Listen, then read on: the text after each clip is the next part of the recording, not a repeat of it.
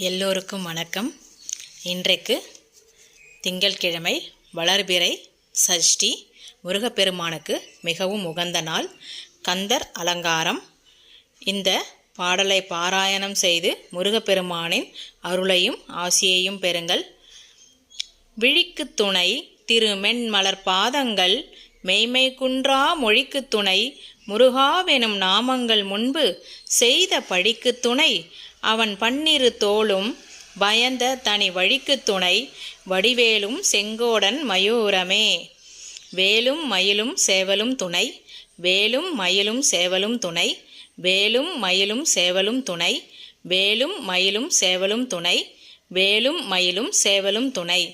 இந்த பாடலை தினமும் காலையும் மாலையும் 6 முறை பாராயணம் செய்து உங்கள் வேண்டுதலை நிறைவேற்றிக் கொள்ளுங்கள்.